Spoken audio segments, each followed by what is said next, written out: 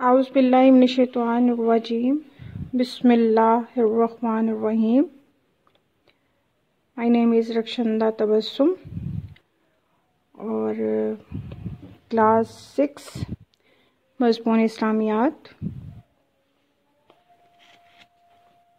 Kent public women degree college Quetta. ہمارا آج کا جو عنوان ہے وہ ہے حقوق البات.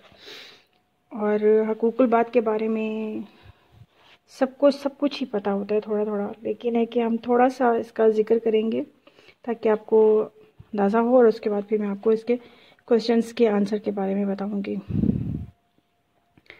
حقوق البات میں سب سے پہلے مفہوم آتا ہے کہ روزمرہ زندگی میں ہمارا سب سے قریبی تعلق والدین، بیوی بچوں، بہن بھائیوں، پڑوسیوں، اساتذہ اور دوستوں سے ہوتا ہے. یہ سب لوگ ہمارے اچھے رویے کے حقدار ہیں. سب انسانوں سے اچھے سلوک اور ہمدردی کے رویے کی بے حد اہمیت ہے. اللہ تعالیٰ کی طرف سے سب کے حقوق مقرر ہیں جنہیں حقوق البات یعنی بندوں کے حقوق کہا جاتا ہے. ان حقوق کی ادائیگی ہم سب پر فرض ہے. انسانوں پر اللہ تعالیٰ نے 2 طرح کی ذمہ داریاں عائد کی ہیں جن کا ادا کرنا بے حد ضروری ہے. اول نمبر پر ہے عبادت الہی، بندگی اور شکر گزاری. نمبر 2 بھی ہے انسانوں کی خدمت اور ہمدردی. پہلے فرائض کو حقوق اللہ یعنی عبادت الہی، بندگی اور شکر گزاری، یہ حقوق اللہ سے ہے. اور دوسرے نمبر پہ انسانوں کی خدمت اور ہمدردی جس کو ہم کہتے ہیں حقوق البات یعنی بندوں کے حقوق. اس میں سب سے پہلے والدین کے حقوق آتے ہیں کہ انسانوں کے قریبی تعلقات سے سب سے اہم اور قریبی تعلق والدین اور اولاد کا ہے. والدین اپنی تمام توانائیاں، صلاحیتیں اولاد کی پرورش، ترقی، خوشحالی اور اچھی تربیت کے لیے صرف کرتے ہیں. اولاد کے آرام کے لیے دن و رات مشقت کرتے ہیں. ان کی دیکھ بھال اور ترقی کے لیے کوئی کسر نہیں اٹھا رکھتے. اس لیے وہ اس بات کے مستحق ہیں کہ ان سے بھی ویسا ہی اچھا سلوک کیا جائے جیسا انہوں نے اپنی اولاد کو پالنے میں اس وقت کیا تھا جب وہ بچے چھوٹے تھے. والدین کے حقوق پر اللہ تعالیٰ کے سلسلے میں اللہ تعالیٰ نے واضح ہدایت دی ہے.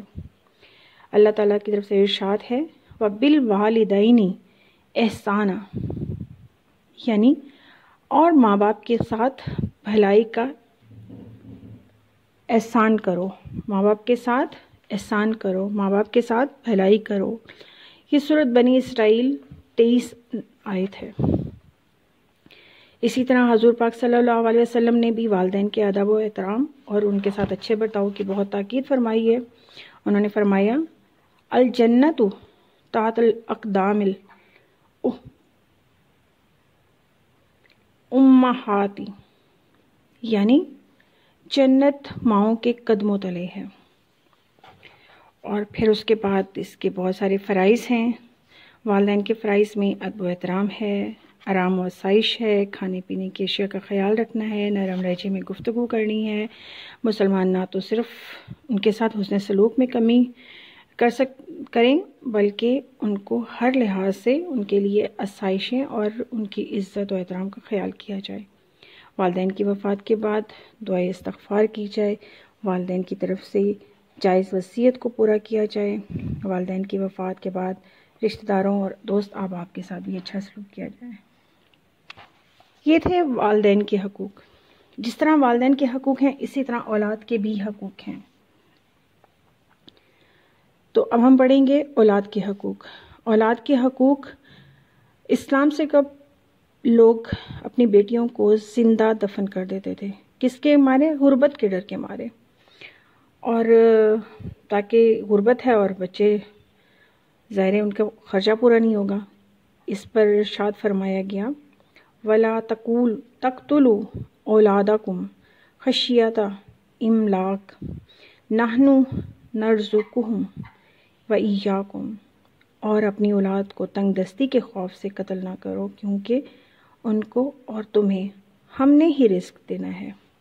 یہ سورۃ بنی اسرائیل کی آیت ہے 31.